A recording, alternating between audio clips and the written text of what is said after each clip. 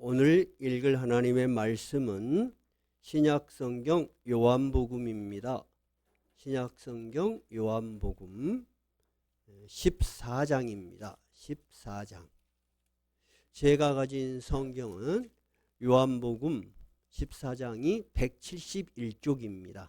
신약성경 171쪽 14장 1절부터 11절까지 같이 읽도록 하겠습니다.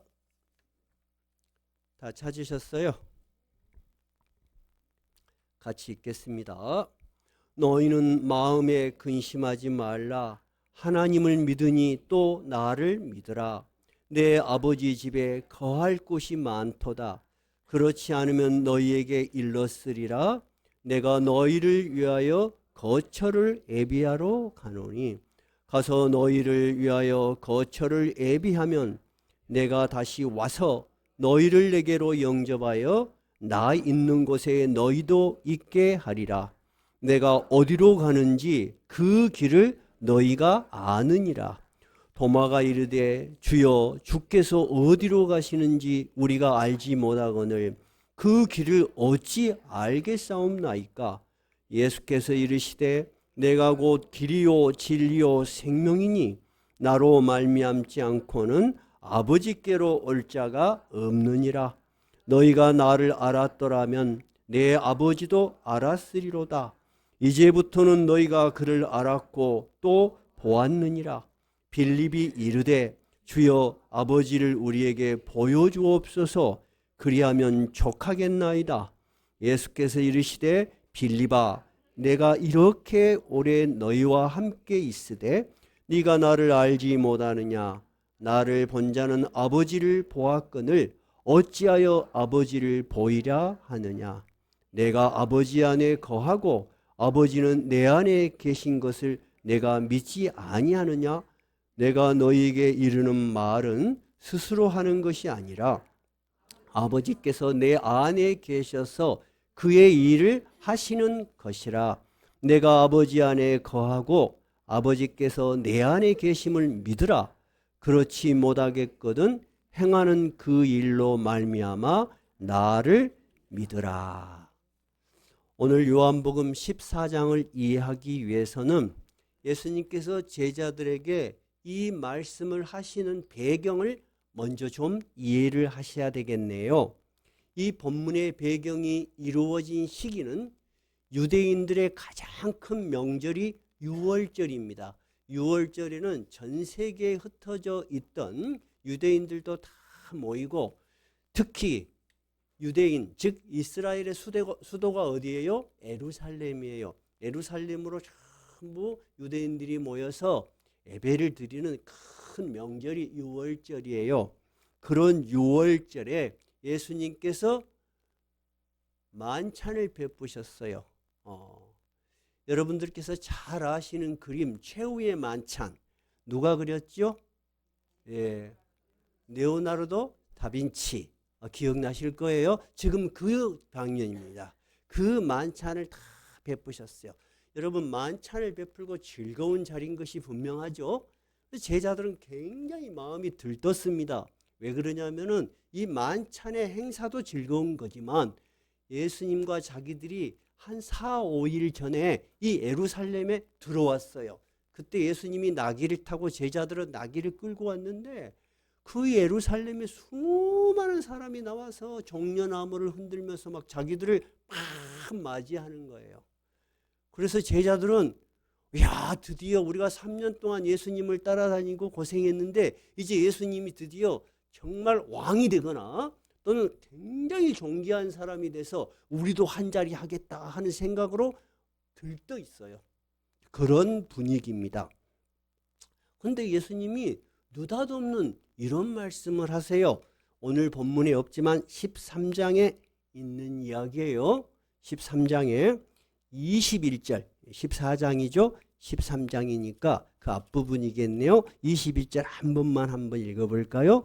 21절 시작. 예수께서 이 말씀을 하시고 심령이 괴로워 증언하여 이르시되 내가 진실로 진실로 너희에게 이르노니 너희 중 하나가 나를 팔리라. 정말 제자들은 상상도 못한 이야기를 예수님이 하시는데 예수님은 무슨 일이 일어날 걸 다 알고 계셨어요. 그래서 심령에 굉장한 큰 고통으로 이 제자 중 하나가 나를 팔 것이다라고 말씀을 하세요. 제자들은 뜻밖의 이야기를 들으니까 너무 당황한 거예요. 그래서 나는 아니죠. 누가 그런 짓을 하죠? 나는 아니죠. 그렇게 서로가 얼굴을 쳐다보고 당황해해요. 그런데 여러분은 다 알고 계시죠? 누가 예수님을 은밀히 파는 일을 하죠? 가롯 유다예요. 가롯라는 지역의 유다라는 이 제자가 예수님이 그 말을 할 때 슬그머니 빠져서 예수님을 팔아 넘기기 위해서 나갔습니다. 그것이 13장에 있는 내용이에요. 그런데 예수님은 그 이야기만 하는 것이 아니고 무슨 이야기를 하냐면 이제 자기가 죽으실 것을 아셨어요. 이 만찬이 끝나서 자정이 넘어가면은 로마군에 의해서 끌려가서 십자가에서 죽으실 것을 알았어. 근데 이 십자가의 죽음이 모든 사람의 죄를 용서하여 주시는 하나님의 뜻이라는 걸 알았어. 그래서 예수님은 그 십자가를 지기로 결심을 하신 거예요.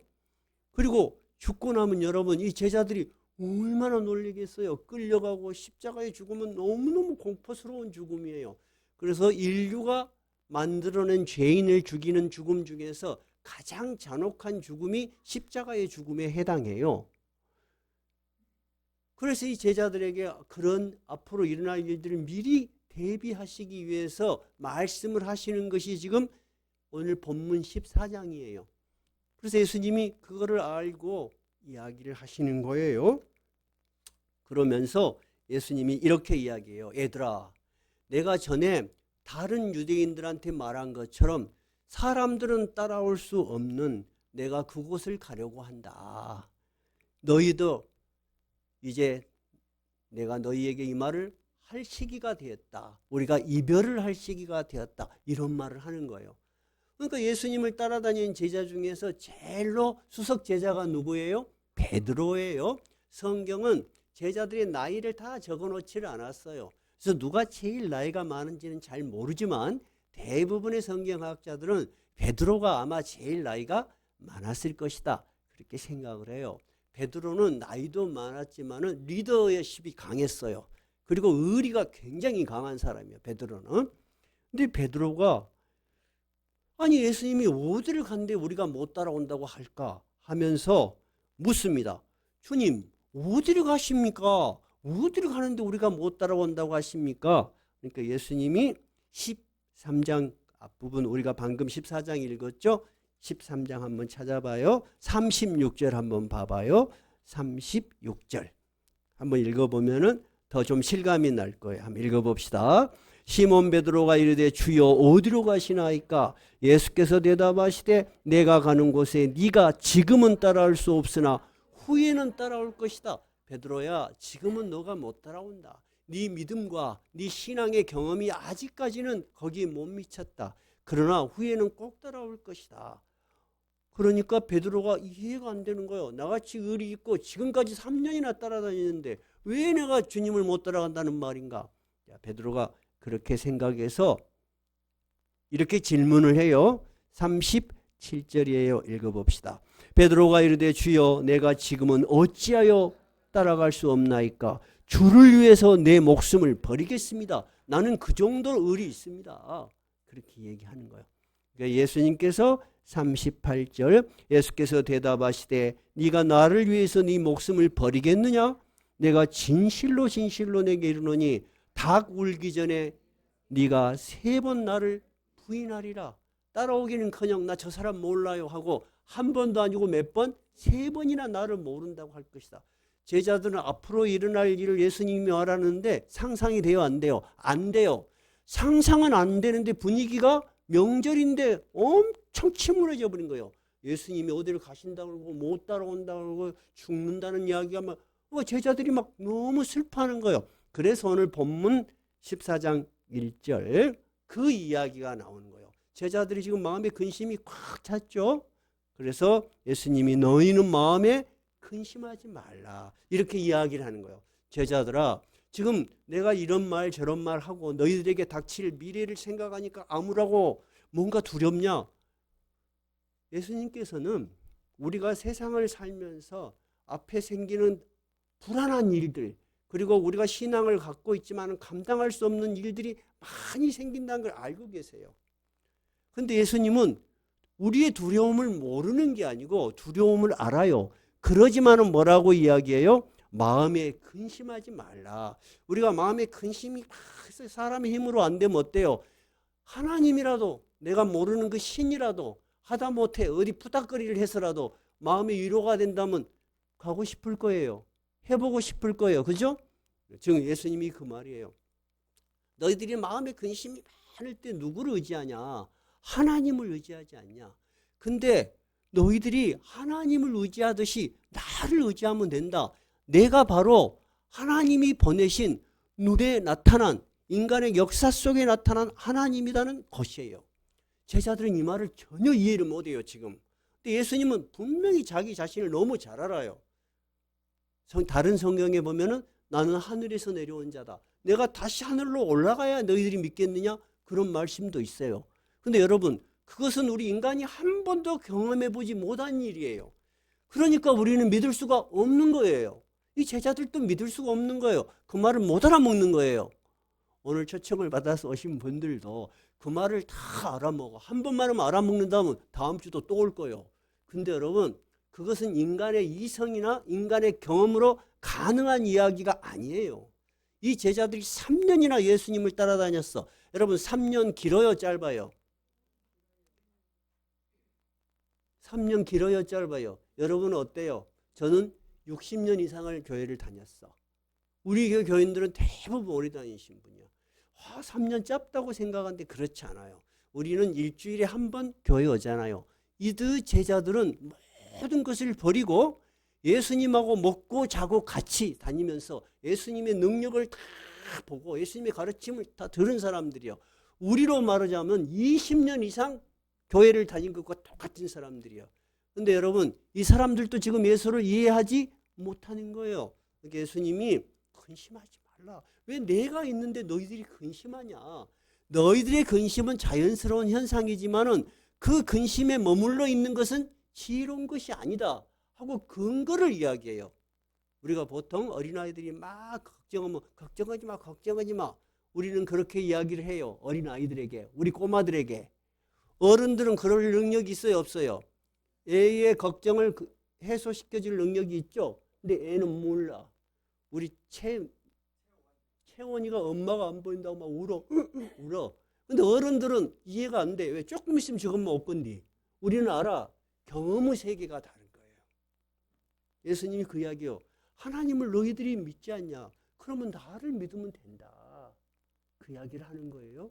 그러면서 내가 떠나가는 목적이 있다는 거야. 너희들에게 하나님의 말씀을 전하고 내가 떠나가는 목적이 2절에 있어요. 네, 읽어볼까요? 내 아버지 집에 거할 곳이 많도다. 그렇지 않으면 너에게 일렀으라. 내가 너희를 위하여 거처를 예비하러 간다. 내가 하나님의 나라에 이 세상의 많은 사람들은 죽으면 끝나는 것으로 생각한다는 거예요. 흙으로 가면 끝이라고 생각해. 그러니까 얼마나 허무해요. 인간 여러분 나이가 들수록 허무한 거예요. 그래서 여러분 나이가 들면 들수록 옛날 노래를 좋아해. 어떤 노래? 오늘도 걷는다마는 번지 없는 주막. 그런 걸 좋아해. 왜? 허무하니까. 이 허무를 밖으로 표현해야지 자기가 감당이 되는 거예요. 근데 여러분 이제 점점 자식도 멀어져가고 나만 남았어. 두 부부가 시작했지만 둘 중에 하나는 분명히 없어. 이제 한 사람만 남아. 그러면 그 사람이 마음속에 어때? 공허가 밀려올 수 있겠죠. 근데 예수님은 인간이 자신의 힘으로 해결할 수 없는 그것, 너희들이 죽음 위에 올 그 세상을 위해서 내가 간다는 거야. 그래서 거처를 마련하면, 즉 예수님께서 너희를 위해 모든 것을 준비할 테니까 내가 먼저 가 있어서 너희들이 올 곳을 내가 기다리고 있겠다. 내가 그 일을 위해서 가는 것이니까 조금 더 두려워하지 마라. 여러분 한번 이런 생각을 해봐요. 내가 자식하고 헤어지는 거 굉장히 안타까워. 근데 자식이 미국에 박사학위 공부를 하기 위해서 갔어. 그러면 헤어지지만 여러분 불안해? 아니면 자랑스러워? 자랑스럽지. 우리 아들이 박사학위 받고 오면 우리 집안 보람이 있겠다. 예수님이 그럼 이 제자들에게 소망을 이야기하는 거예요. 너희들이 두려워하는 것은 소망이 없기 때문인 거예요. 근데 나는 너희들의 소망을 위해서 지금 가는 것이다 라고 이야기를 하는 거예요. 그러면서 예수님이 이런 이야기를 해요. 4절 한번 읽어봐요. 내가 어디로 가는지 그 길을 너희가 아느니라. 이거 굉장히 심오하고 어려운 이야기예요. 예수님이 다른 이야기는 그런 대로 알아먹겠는데 내가 어디로 가는지 그 길을 너희가 아느니라. 그러니까 도마가 가만히 들어보니까 예수님이 어디로 간다 그래. 예수님이 나 서울 간다. 그러면 여러분 예수님이 어떻게 해서 그 서울을 가는지 나도 그 길을 갈 수 있겠죠. 여러분 서울 가려면 어떻게 가요? 기차 타고 가야지. 또 비행기 타고 가야죠. 길이라는 건 뭐예요? 목적지가 있어야지 길이 생겨요. 그죠? 목적지가 없으면 길이 없어요. 목적이 없는 사람들을 보고 뭐래요? 방황한다고 하잖아요. 길을 못 찾은 거예요. 그런데 예수님이 그렇게 이야기하니까 도마가 아니 예수님이 가는 목적지가 우리가 명확하게 모르겠는데 그 길을 어떻게 알지? 하고 질문하는 거예요. 그러니까 예수님께서 그렇게 질문하니까 6절 한번 읽어봐요. 6절 예수께서 이르시되 내가 곧 길이요 진리요 생명이니 나로 말미암지 않고는 아버지께로 올 자가 없느니라. 도마야 네가 길을 모르겠다고 그러는구나. 참 이상하다. 내가 분명히 말했지 않냐. 하나님께로 가는 길은 어디론가 가는데 누구를 통해서는 가는 거다. 나를 통해서 가는 것이다. 내가 너희에게 가르쳤던 하나님의 말씀, 그 말씀을 붙들고 살면 되는 것이다. 그것이 바로 길이야. 성경 원문에는 어떻게 되어 있냐면 내가 길이요 진리요 생명이라고 이렇게 되어 있지 않아요. 내가 그 길이요 그 진리요 그 생명이라고 그가 붙어 있어요. 정관사가. 그 말은 하나님께로 가는 유일한 길은 나를 통해서 가는 거다. 여러분 하나님을 본 적이 있어요? 본 적 없잖아요. 왜냐하면 하나님은 보이지 않는 영적인 존재예요. 하나님의 나라를 본 적이 있어요? 볼 수가 없어요. 그것은 영혼의 세계, 즉 인간의 능력 밖에 있는 세계예요. 우리의 눈으로 경험하고 인식할 수가 없어요. 우리가 할 수 있는 것은 뭐냐면 그 하나님의 나라로 가는 그 길이 있다면 그 길을 따라가는 거예요. 여러분 길이라는 것은 어디로 가는 거라고 했죠? 목적지 가는 거죠. 그 길을 쭉 따라가면 어디가 나올까요? 목적지가 나와요. 우리가 예수님을 따라서 쭉 살아가면 마지막 어디에 도달한다고요? 하나님의 나라에 도달한다는 거예요. 그래서 기독교인들은 죽는 순간까지 소망을 가지고 밝게 죽는 것입니다. 우리는 죽으면 끝이다 하고 허망하게 사는 사람들이 아니에요. 제가 늘 이야기하죠. 우리가 어렸을 때 영화를 봤어요. 영화. 특히 기억나는 영화가 저 하늘에도 슬픔이었어요. 얼마나 슬펐는지 애들이 나는 그때 껌을 씹고 갔는데 그때 껌은 딱딱하기도 했어. 시작할 때 애들이 이 영화 슬프다 그렇게 시작했어요. 그래갖고 시작이 딱 됐어. 옛날에 영화가 벨이 울렸어. 찌 그랬어. 그럼 이제 화면이 딱 떠. 얼마나 슬프다고 소문이 났는지 벨이 울리자마자 애들이 울어. 울어. 근데 내가 그 영화 보면서 껌으로 얼마나 많이 씹었는지 껌을 씹은 줄을 몰랐어요. 영화를 다 끝나고 나니까 입이 안 벌어져. 나 그래서 기억이 나. 근데 잘 들어봐요. 그 영화가 굉장히 슬픈데 마지막에 해피엔딩으로 끝났어. 해피엔딩으로 끝나면 여러분 영화 볼 때 눈물이 나와 안 나와? 안 나와. 왜? 결과를 아니까. 근데 결과를 모르니까 막 우는 거죠.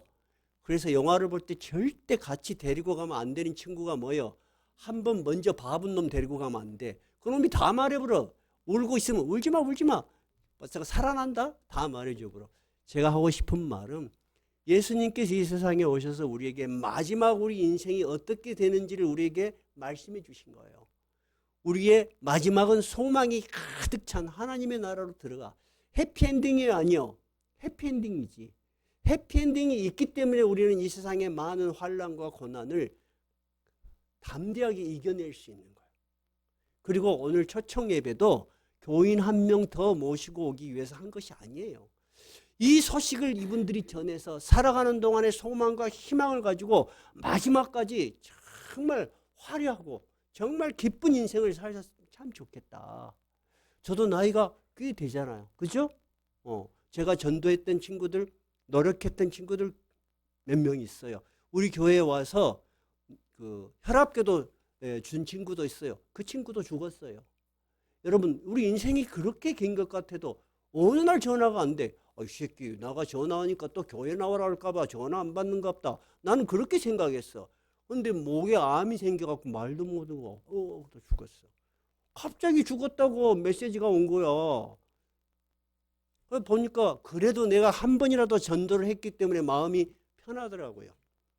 그래서 그 장례식을 갔어요. 부인 나 모르죠. 나도 그 부인 본 일이 없는데 제가 김재출 목사님과 함께 우리 애기 아빠가 이야기했어요. 막 교회 덕분에 교회 나갔다고.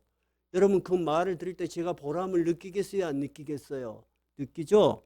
초청 예배라는 것은 여러분 사람을 한 분 모시고 와서 교회에 무슨 도움을 받으려고 하는 것이 절대 아닙니다. 우리만 아는 이 메시지가 아니고 내가 사랑하는 사람들도 이 메시지를 듣고 믿어서 하나님의 나라로 갈 수 있는 소망을 분명히 가지고 사는 게 얼마나 좋겠어요. 근데 여러분 그런 분명한 소망을 갖는 것이 쉬운 거 아니에요. 오늘 도마는 헤매잖아요. 그 길이 뭡니까? 그 길을 우리가 어떻게 합니까? 그렇게 이야기하잖아요. 예수님이 뭐라고 해요? 그 길을 찾으려고 네가 애쓰지 마라. 너는 이미 다 알고 있지 않냐? 내가 곧 길이요 진리요 생명이다. 근데 빌립이라는 제자는 이제 한술 더 뜨네. 듣다 보니까 깝깝해. 그놈의 아버지 하나님 그분은 그냥 보여줘 버렸으면 좋겠어. 빌립이 이렇게 질문을 해요. 8절 읽어봐요. 빌립이 이르되 주여 아버지를 우리에게 보여주옵소서. 그리하면 족하겠나이다. 그러면 마음이 시원하겠습니다. 여러분도 그런 생각 드세요? 한번 봐버렸으면 좋겠어. 하나님은 절대 보지 못해. 누가 하나님 봤다 하면은 이단이거나 착각이거나 그 사람이 아직 신학 지식이 없어서 그래. 하나님을 본 자는 죽어요. 성경에가 분명히 모세가 보여주라 그럴 때 나를 보고 살 자가 없다 그래요. 우리는 존재가 달라요. 하나님의 영광을 볼 수가 없는 거예요. 다만 우리는 하나님께 가는 길을 알 수 있는 거예요. 이 땅에 오신 예수 그리스도를 통해서 아시는 거예요. 그러니까 빌립에 그렇게 이야기하니까 예수님께서 9절 예수께서 이르시되 빌립아 내가 이렇게 오래 너희와 함께 있으되 네가 나를 알지 못하느냐? 나를 본 자는 아버지를 보았거늘 어찌하여 아버지를 보여주라 하느냐? 성경은 이야기합니다. 예수님은 볼 수 없는 하나님의 영광을 볼 수 있는 사람의 모습으로 이 땅에 오신 하나님의 아들이라고 이야기합니다. 근데 여러분 그것이 예수님의 말로 하고 끝나버렸다면 우리가 그걸 어떻게 믿겠어요? 우리가 그것을 믿을 수 있는 가장 강력한 증거가 뭐예요? 예수님의 죽음과 부활이에요.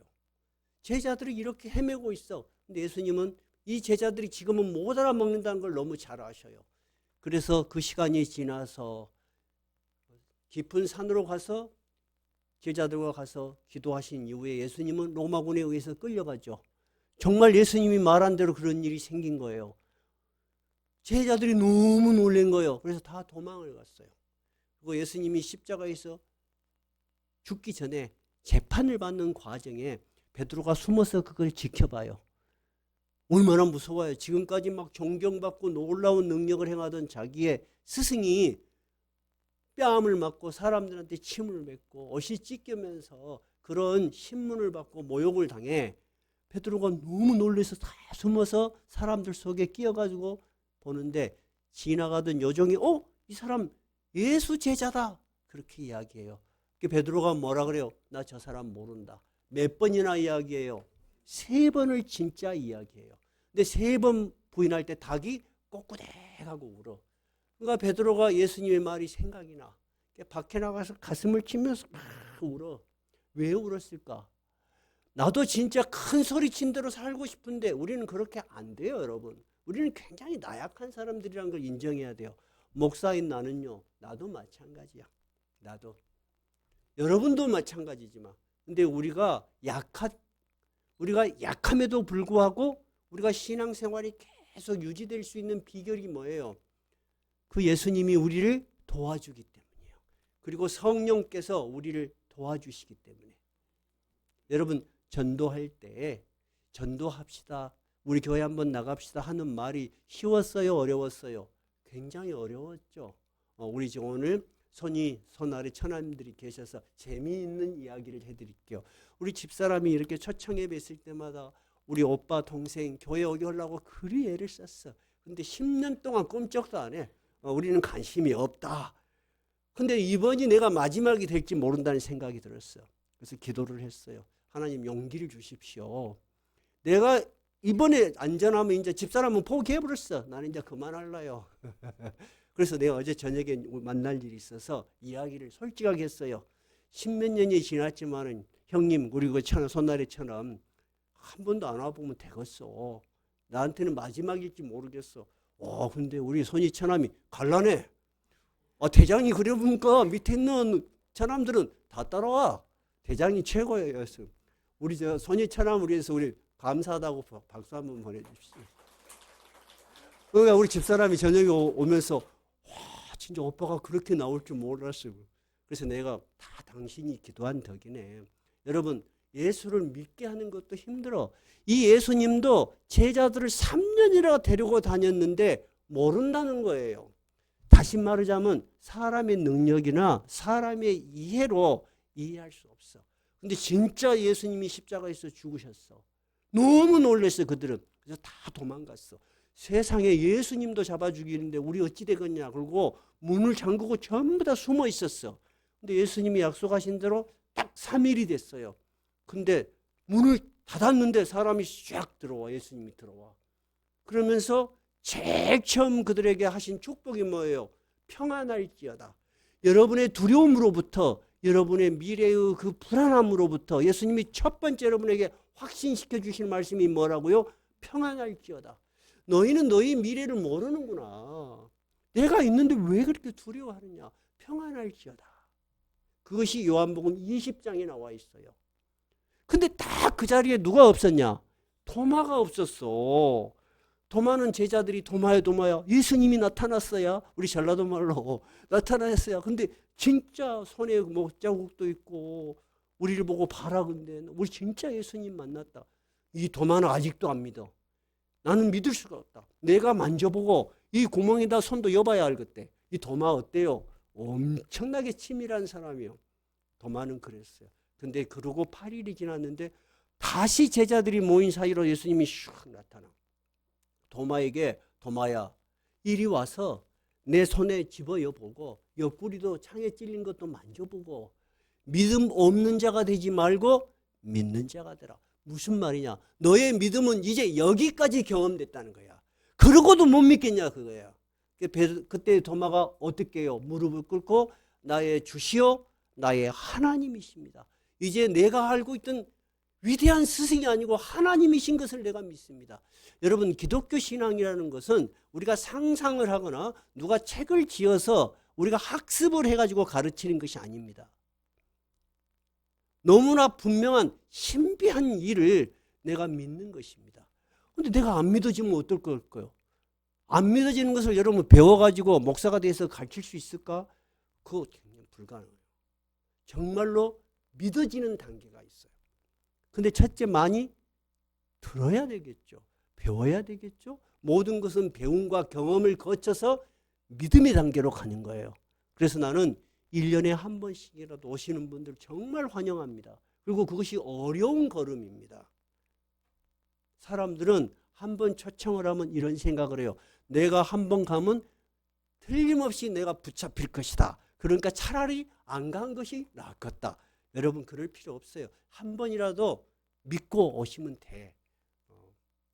신앙은 여러분 절대 설득하거나 강요를 해서 안 되는 거예요. 내 영혼에 끌림이 있어야 돼요. 이 도마와 같이 무릎을 꿇고 모든 것이 이해가 되는 거야. 모든 것이 이해되는 단계가 여러분에게도 있었기 때문에 지금 수십 년을 신앙생활을 하는 거야. 오늘 우리는 이 본문을 통해서 이 제자들이 어떻게 해서 그 확신이 없던 제자들이 그 예수님을 나의 구주, 나의 하나님으로 받아들인 과정을 분명히 들으셨죠. 이것이 여러분 본문에 대한 이해입니다. 미국의 존스 홉킨스 대학이라고 의학대학으로 유명합니다. 노벨상을 받은 사람만 해도 20명 이상을 배출한 명문대학입니다. 존스 홉킨스 대학에서 48개 대학, 학생들은 약 8,000명, 정확하게는 7,948명의 학생들을 대상으로 통계조사를 실시했습니다. 질문은 뭐냐면 여러분 자신에게 가장 중요한 것이 무엇이냐 하는 질문이었습니다. 그랬더니 학생들의 16%가 돈을 많이 버는 것이라고 했습니다. 근데 반면 78%, 오막에 많은 78%는 자기 삶의 목표와 의미를 찾는 것이라고 했습니다. 잘 들어봐요. 여러분 매일매일 살아가는 삶에 대한 두려움, 그리고 삶으로부터 내가 얻어야 되는 것들 여러분에게 분명히 있죠. 우리는 그것을 무시할 수 없습니다. 신앙도 절대 그것을 무시하지 않습니다. 저는 우리 교회 신앙의 모토가 뭐예요? 생명과 삶이 있는 신앙입니다. 삶이 없이 신앙도 가능하지가 않습니다. 삶은 굉장히 중요합니다. 삶의 가장 기본적인 것은 생존입니다. 생존을 하기 위해서 우리는 돈도 벌어야 됩니다. 그렇죠? 그리고 사람들한테 무시당하지 않기 위해서 지위도 좀 있으면 좋겠고 명예도 있으면 좋겠습니다. 여러분 이런 것들은 인간이 추구하는 기본적인 필수품과 같은 것들입니다. 근데 희한한 것은 이런 것들을 많이 가지면 가질수록 행복해지는 것이 아니고 더욱더 삶의 공허를 느낍니다. 다시 말하자면 삶의 의미를 찾아갑니다. 인간은 눈에 보이는 것으로만 만족하는 존재가 아니라는 이야기예요. 아무리 눈에 보이는 것을 많이 추구해도 우리는 삶의 의미를 찾는 영적인 존재라는 것입니다. 여러분 인정하세요?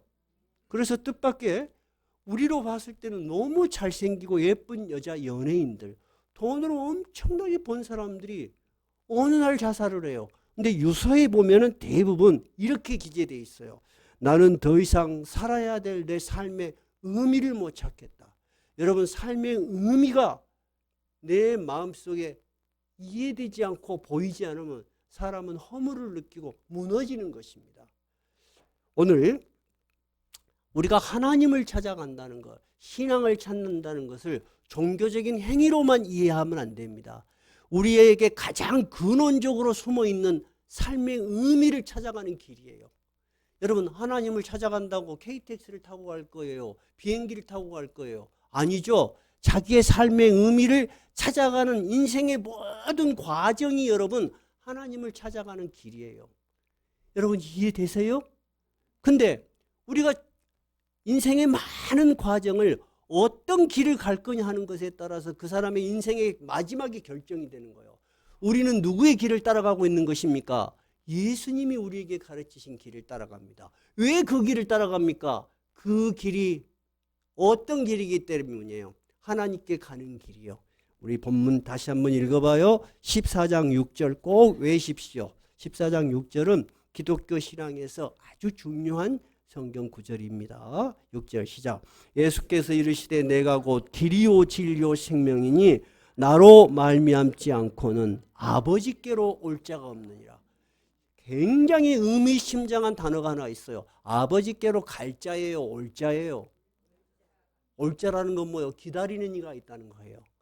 내가 너희들을 기다리고 있을 것이다. 내가 그 길을 알려줬어. 그 길을 따라오면 누구를 만날 것이다? 나를 만날 것인데 거기가 바로 하나님의 나라라는 거예요. 근데 나를 통하지 않으면 누구들이 애써도 안 된다는 거예요. 안 돼 여러분. 사람이 상상을 했어도 하나님께 가는 길을 몰라요. 모릅니다 여러분. 고행을 통해서도 모릅니다.